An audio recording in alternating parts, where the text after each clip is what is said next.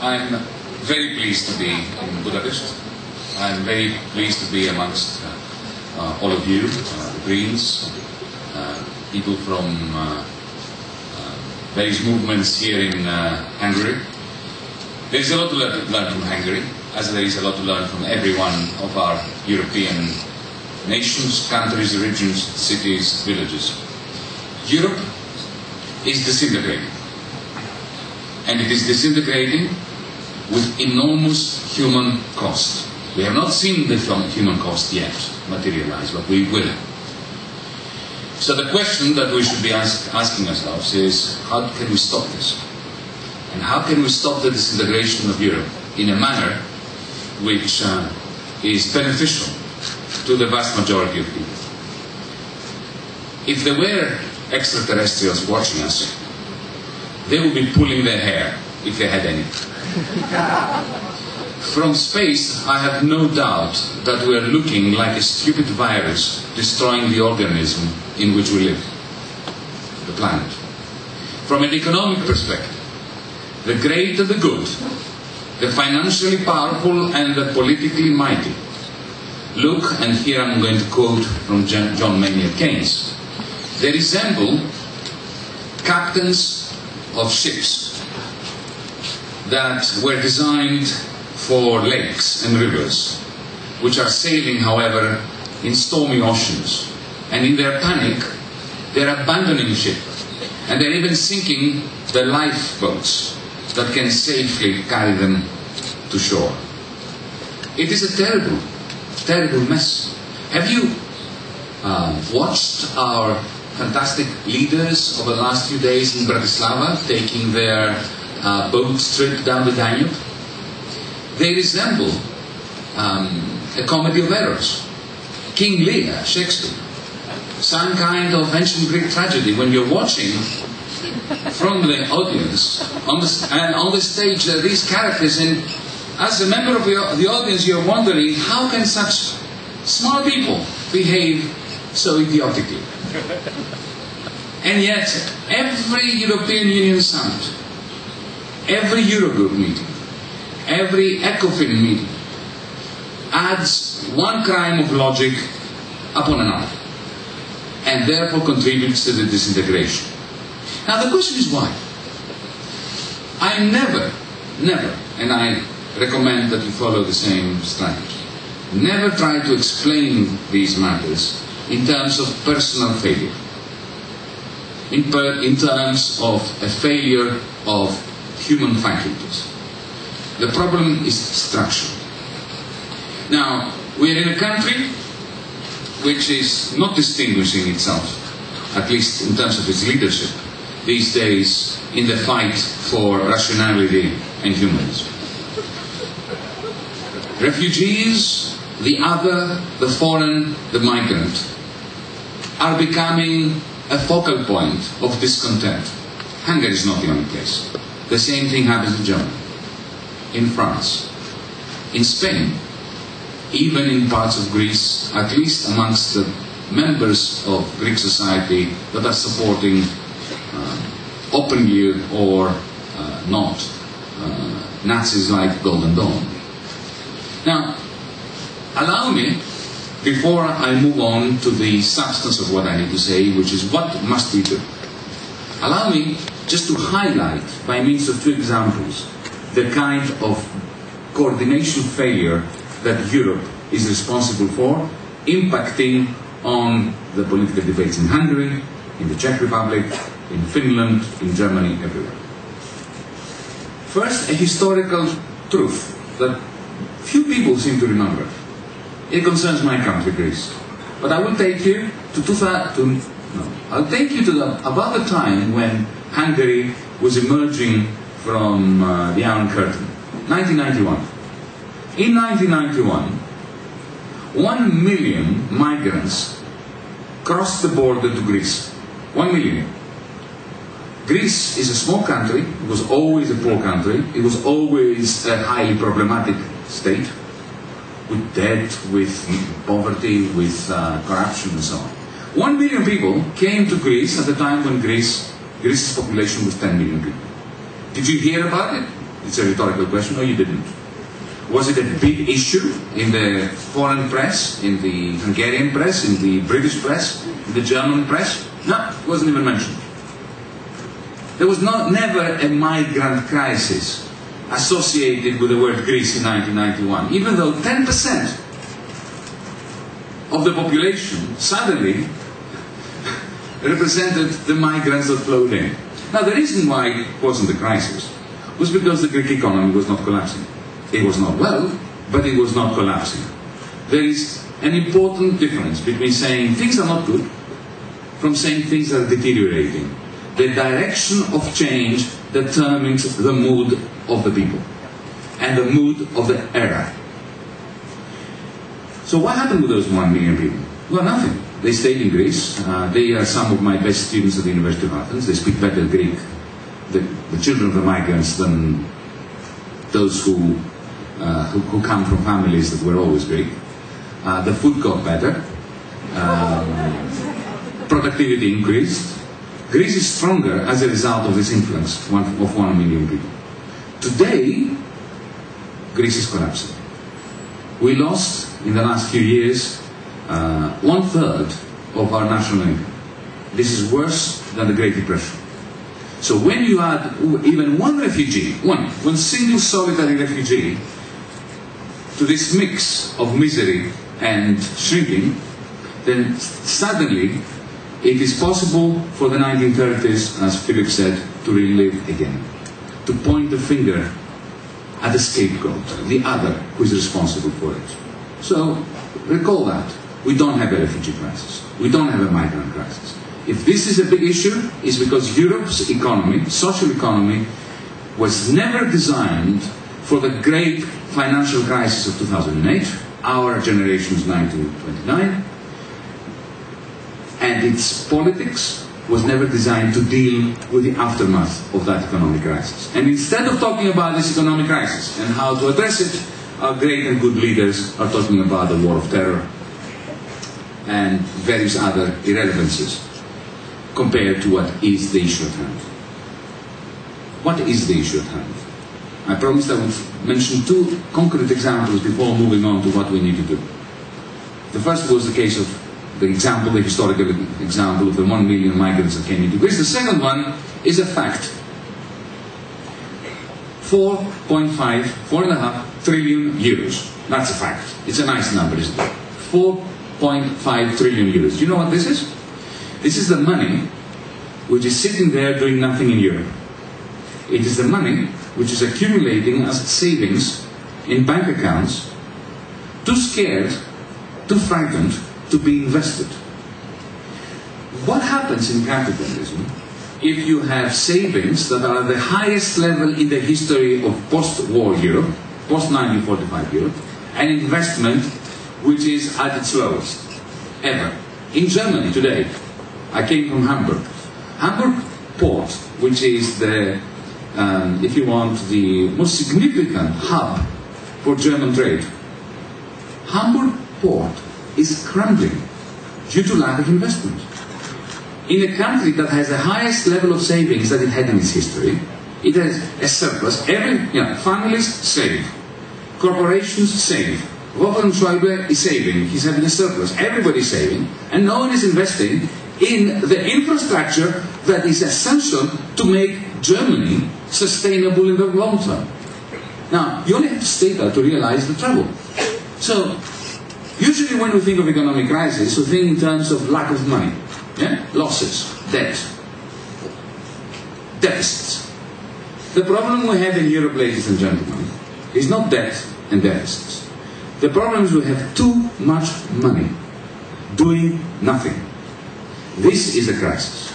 The real mark of a crisis is excess savings owned by rich people who are too scared to invest in production and in technologies and in green energy because they are scared that the level of investment by others is going to be too low to create a demand which will make their own investment profitable, and therefore all of them are caught up in this trap of pessimism, of self-reinforcing pessimism, and then at the end of the day they say, see, we were right not to invest because the level of investment was low, the level of demand was low, we did the right thing.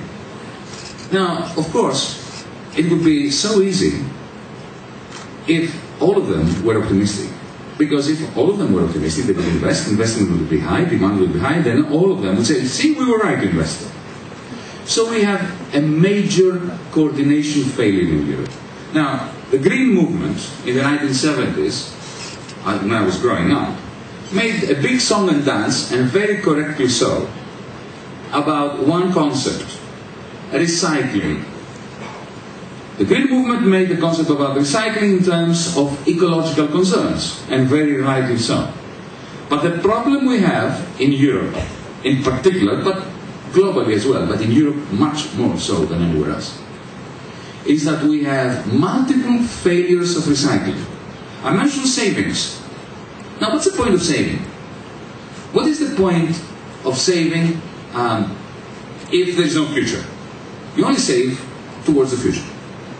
But if everybody just saved and nobody did nothing with the amount of money that's being saved, it would be pointless. Yeah? So think of the importance of recycling in terms of taking the savings, putting them into productive uses that create jobs and technologies that provide us with things that we need, not with things we don't need. And these jobs that are being generated provide the incomes from which the debts and the losses will be covered and more will be saved for the future. It's a process of recycling. In Europe's economy, both within the Eurozone and outside the Eurozone in places like Hungary, recycling has broken down. And this is why we are in a postmodern 1930s. And this is why we have xenophobia and racism. Every time there is a failure of financial, economic recycling, the monsters of xenophobia and racism crawl out of this black hole left behind by the failures of recycling. We have a problem of recycling in terms of energy. We have a problem of recycling in terms of our capacity to turn education into culture and into science and technology, which allows us to reproduce our societies in a manner that is culturally, scientifically sustainable. We have multiple failures of recycling. Now, enough about the diagnostics. Let's move to the cure. Our political system cannot provide it. And it cannot provide it because it has been captured. Because it has been captured initially by the financial sector, whose own failures of recycling led to 2008. The collapse of the recycling system that Wall Street, the City of London, had created led to all the other manifestations of our multiple recycling failures. But those bankers, in their urge and eagerness to be bailed out by politicians that they have been funding for many, many years, including social democrats, managed to capture the political process. The Greek bailout is just an example. It was nothing more than an attempt cynically to transfer losses from the books of Deutsche Bank and BNP Paribas onto the shoulders of the taxpayers. They didn't care which taxpayers. Initially it was the Greek taxpayers. They knew that the shoulders of the Greek taxpayers were not broad enough to hold this, and then of course it would spill over to the shoulders of the Germans, the French, the Slovaks, the Portuguese, and so on and so forth. Philippe correctly said, or implied, said and implied, that liberal democracy is everywhere in tatters. It's not just the European Union. American democracy is almost a contradiction in terms. Belgian democracy, German democracy. Democracy is a terrible system. It's a quasi-failed system. But as Winston Churchill once said, it's the best of all alternatives. Now the problem, Philip, with the European Union, and I'm telling you this from experience, is that democracy is finished officially in my first Eurogroup meeting after I presented a certain proposal for sitting down and redrafting the fiscal and monetary and reform agenda for Greece, an agenda that had failed so spectacularly. The reason why I was elected was because of that failure. The Greeks did not turn suddenly radical lefty. They voted us in because everybody else had failed before, let's be honest. So we went to the Eurogroup with what I consider to be an extremely moderate idea. How about sitting down and finding common ground on fermenting the recovery of the Greek social economy so that you can get your own money back as well, because if you have a cow that is sick and you keep beating it, it will die. You will not get any milk. You know. How old do you need to be to understand that? 6, 7? And at that point, Dr. Wolfgang demanded the floor. And he came up with the inimitable words, democracy cannot be allowed to change anything. So it's official. Democracy is finished. And if you look at the way the Eurogroup works, which is where all the important decisions that are affecting even Hungary, which is not in the Eurogroup, are made, it's clear there is no room for democracy. Now, Belgian democracy, American democracy, as I said, is hopelessly problematic. But there's a chance there. It's like, a court system. It does not guarantee justice, but it provides you the possibility of justice. Now in the European Union, the possibility of democracy is finished. Gone. The way we have structured those meetings. This is not permanent. We can reverse it. But believe you me, we'll have to start from scratch. The struggles for democracy in Europe cost a lot of blood, cost a lot of sacrifices. We have to start again. They're not going to grant us democratic rights again, once they've taken them away. Not without struggle. Now, what form should the struggle take? Good, energizing speeches are important, but they're not enough. This is a period of a massive financial crisis, economic crisis, environmental crisis, and yet the Greens, the Reds, the Radicals, we are being defeated everywhere. Let's not fall in love with our own voices. Let's stare at each other and make sure that we all understand that we have failed. We are great failures at convincing a majority of Europeans that even though we were the ones who always talked about the crisis, we should be the ones that need to be entrusted by them to solve the crisis.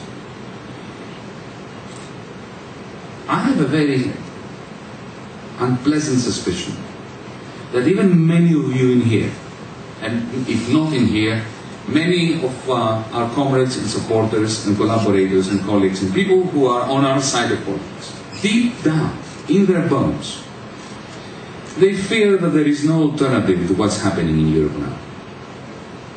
Many of them, driven by desperation at the thought, are considering the disintegration of the European Union as a good thing.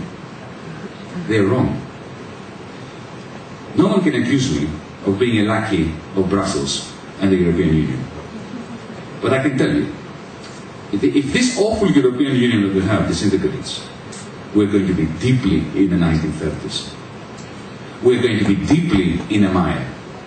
So we need to save that which we're very critical of. Those of us, the more critical we are of the European Union, the greater the moral and political duty we have to fix it. But how do we fix it? Well, we have to win elections at every level.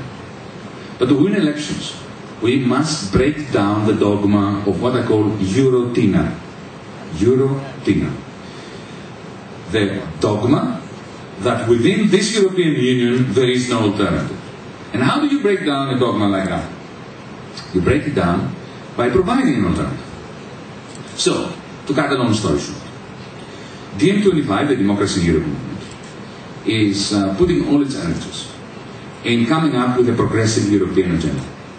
That which we don't have as a European Union, we don't have as the left, we don't have as the Greens, we don't have as the Liberals, we just don't have. There are some very interesting ideas that come from the Greens, that come from the left, that come from the Liberals, but they're not comprehensive. We want, by the 20th of February 2017, to have a document that we can put to the European people, from Helsinki to Lisbon, from Hungary and the Baltics, all the way to Ireland, Greece, Italy, Spain, which is going to offer 5 chapters. The first one must be a comprehensive policy proposal or framework for currencies, for how to coordinate monetary policy between Hungary, the euro, the British pound sterling, the Danish currency, the Swedish currency, and to have a blueprint for handling the potential or possible disintegration of the Eurozone. Not because we want it, but because the way the Eurogroup is behaving, it will come. Or there's a high probability of coming. We must offer not only policy proposals that will save the euro and the European Union, but also policy proposals for how to manage the disintegration of these institutions, not because we want them to disintegrate. The second chapter must be on public debt, on how to manage public debt, but in a realistic and pragmatic way. What do I mean by that? It's often the case that when you talk to the, even to Schäuble or Draghi, Merkel, whoever it is that you talk to in the corridors of power, when the cameras are not there and the microphones are switched off, they admit, they confess that the way we're doing things is wrong. But immediately when you propose something to them, like Eurobonds, for instance, they will come and say, but that's not allowed by the existing rules, and to change the rules it will take 10 years, and it is not possible, so Eurodina. DM's proposals on debt, on investment, on currencies, on fighting poverty, on the green transition, on every part that must together form our progressive European agenda, which we also call the European New Deal, must fit together, and the policies that we're advocating must be possible to implement tomorrow morning under the existing rules. We can do this. We already have some excellent ideas of how this can be done. So, just so as to give us an opportunity to move on to the stage of the discussion, once more, by the last week of February, we invite you to participate in the process of coming up with a European agenda, progressive European agenda with a European New Deal. The way we're doing it, in practical terms, is this. We have a committee of about 20 experts, chaired by my great friend and colleague, James Galbraith. They are good progressive economists working towards producing these policies on, as I said again, currencies, public debt, banking, fighting poverty, boosting investment, green transition, basic income. At the very same time, very soon, I believe Monday morning, on our website, dm25.org, you will find a questionnaire that was created by our committee of experts on each one of these policies. These are technical questions, but we need technical answers in order to be able to answer the Eurotina dogma.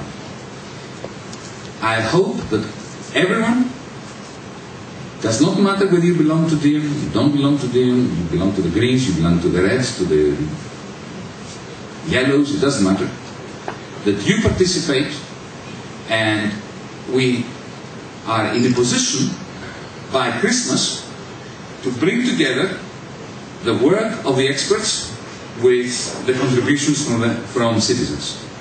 And then by January, or within the month of January, our committee is going to synthesize the two. And the idea is to have a major event in Paris in the last week of February, where we're going to debate the outcome of this two-way process. Hopefully, that the two-day event is going to lead to a consensus on a final document, which we will then, as DM, vote in favor or against through our digital platform. I invite you to join and to vote and to participate, not only participate in bringing it about, but also in voting it in. And then, why did we choose the last week of February? Because on 1st of March we had the beginning of the French presidential election campaign. We are going to put this agenda to all candidates, and we're going to ask them a very simple question. Do you adopt this agenda? And if not, why not? And if you're not adopting it, what are you adopting? What is your European agenda? This is where Podemos failed. And the reason is shrinkage. They did not have an answer to the question, what do you want Europe to do? This is why Syriza is failing. This is why we are all failing. Each one of us. We need to break the stranglehold of European. This consensus, if and when it materializes, is going to give us the legs, the energy, the power to attract those discontented Europeans who are now lured by the sirens of xenophobia and who are driven by desperation to saying, what the hell, let the whole thing go to hell. Democracy is not a luxury for creditors, unlike what Mr. Schäuble thinks. The reason why we need democracy is because it is, while highly problematic, the only way of managing the crisis of our multiple recycling failures. Thank you very much.